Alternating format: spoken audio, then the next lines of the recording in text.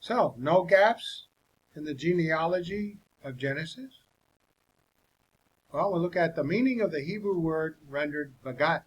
The root meaning of the verb is to bear, bring forth, beget, and the derivatives are all related to birth or offspring. The word is used in the Hiphil stem in Genesis 5 and 11. The meaning of the Hiphil is primarily the causative of the qual stem, so the meaning of beget or begat in this stem is to cause to be conceived. The clear lexical meaning is thus that, for example, Adam fertilized the ovum that became Seth. This is what begat means. It is safest to understand the terms bene and yalad in Genesis as designating physical ancestry in the beginning. Probably the clearest testimony to the direct father-son relationship conveyed by the use of bene, begat, in Genesis 5 is borne by the Samaritan Pentateuch. For the ages given in the genealogical table make Jared, Lamech, and Methusalah die in the same year, the year of the flood. Regardless of how the critic may assess the accuracy of the text of the Samaritan Pentateuch, he is obliged to concede that it regarded the genealogy as a tight one. So watertight, in fact, that 3 generations drowned in the flood. Clearly, these scribes of antiquity must be allowed to voice an authoritative opinion on the meaning of bene in the Hiphil stem, and it is submitted that their opinion as users of their own language and from a vantage point of at least 2 millennia closer than the present is worth a lot more than the speculation of modern scholars. Contemporary lexical studies, substantiated by the commentary of antiquity, argued for a closed genealogy for Genesis 5, and as the same word in the same stem is used in Genesis 11, and as the context and structure are similar, the argument must extend to the genealogy under consideration, Genesis 11. So the exegetical purpose of the genealogies. Grammatical, syntactical, and lexical arguments seem to be clearly arrayed against any interpretation of gaps in the genealogies of Genesis 5 and 11. But there is yet another argument against an open or loose genealogy. The whole tenor of Scripture is to provide meaningful information. In fact, the general rule of Scripture is that it is pregnant with meaning. You presume that it isn't. You have to presume what it's saying as intent upon what it is saying, the author. But most people read into that, and then they cherry pick and draw assumptions that aren't plainly supported by the text. So Genesis 5 and 11 provide 2 basic facts about each person named in the genealogy: his lifespan and his age at the commencement of the next generation.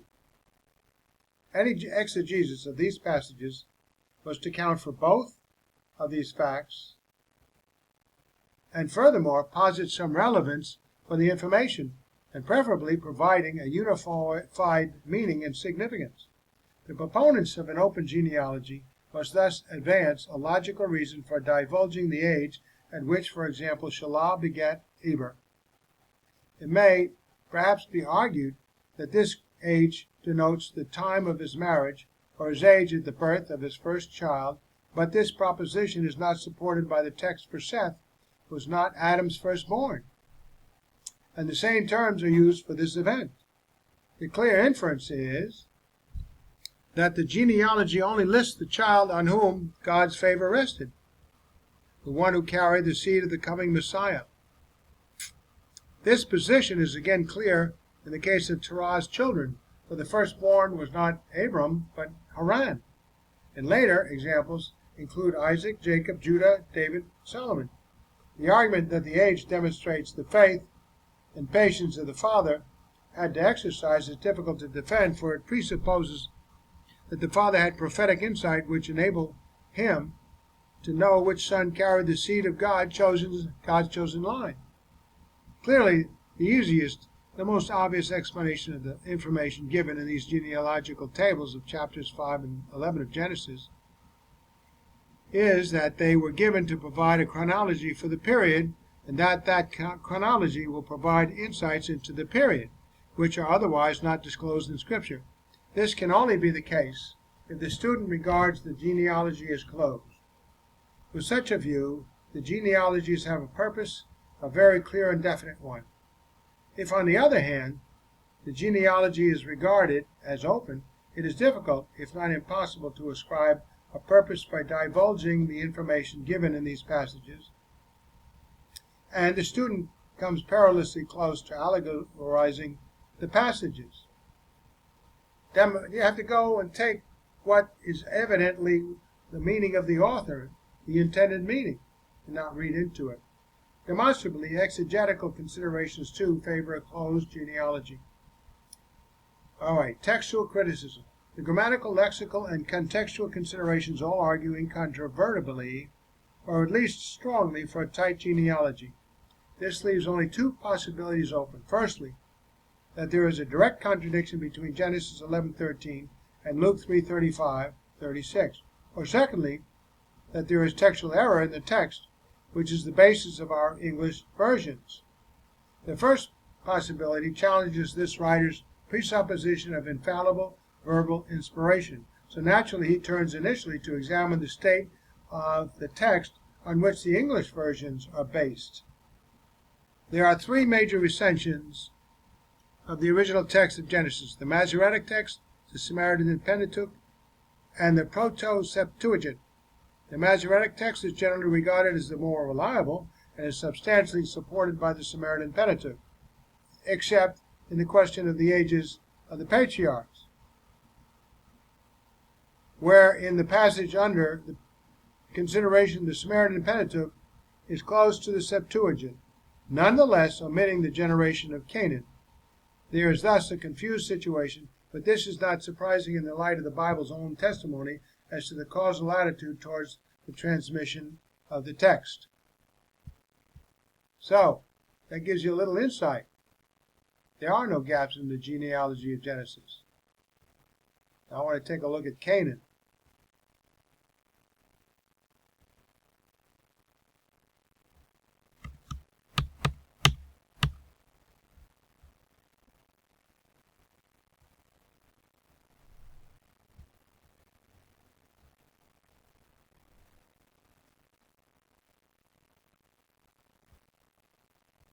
So, the explanation of the extra name Canaan in Luke's genealogy, why does it differ from that in the Masoretic text? You can take a look at this in the study on this, genealogy of Jesus, and look under Canaan and see why this is, and work up to it, but we only have so much time on this YouTube. In any case, we notice that one name is missing in the Old Testament series which is found in Luke's genealogy. Canaan is the son of Arphaxad, and Shelah is the son of Canaan, according to Luke. While in the Chronicle this name is not found, however, in Hebrew traditional lineage this name can be found in the Septuagint. The name Canaan is found in certain key papyri manuscript copies in the Septuagint as well, the latter of which is an early Greek translation of the Old Testament, which dates from about 250 BC, yet most Old Testament translations favor the Masoretic text when it comes to the exclusion of Canaan. Why is this? Well, on the other hand, as stated by Montague Stephen Mills, there is much evidence for the name Canaan to be included. The argument to support the authenticity of the Canaan reading in the original manuscript is strong. See, Robert Fetter, who has made a detailed study of this problem, states that the Codex Bazai, Uncial D, is the only manuscript of consequence which excludes Canaan. Robert Fetter, a critical investigation of the second Canaan in Luke 3:36, unpublished, at Grace Theological Seminary, Metzger has this to say about the Uncial D. Different in several aspects from all the manuscripts mentioned above, all the papyri and A, B, and C. Dating from 5th or possibly 6th century, the text is presented in Greek and in Latin. The Gospels stand in the so-called Western order, Matthew, Mark, Luke, and John. No known manuscript has has so many and some such remarkable variations from what is usually taken to be the normal New Testament text. Codex Bezae's special characteristic is the free addition and occasional omission of words, sentences, and even incidents. Thus, in Luke 4, between verses 4 and 6, it contains the following account.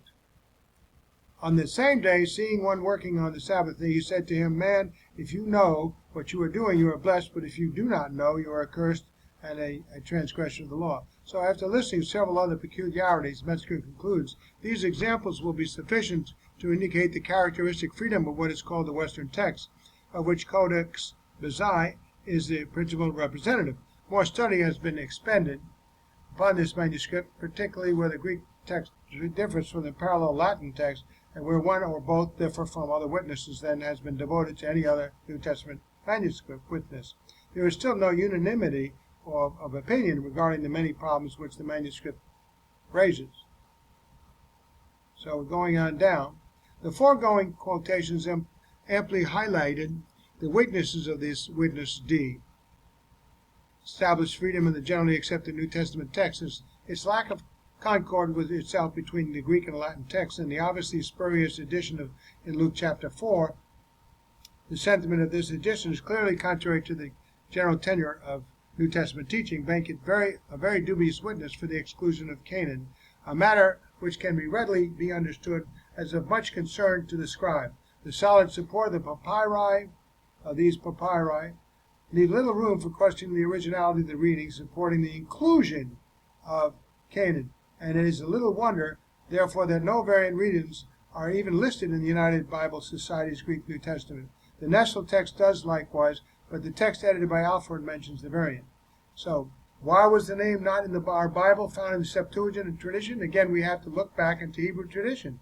If a person died when they are young, before they have a chance to establish a name for himself, the child born to them will be known as the child of the living grandfather.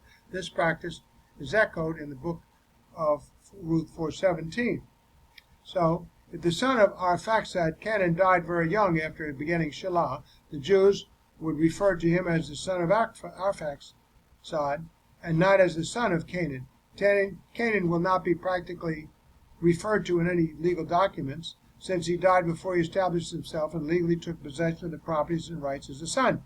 But this will not be acceptable to the Gentile world, where actual parenthood is always counted. Thus it is interesting that Luke brings his name into the line. There he goes.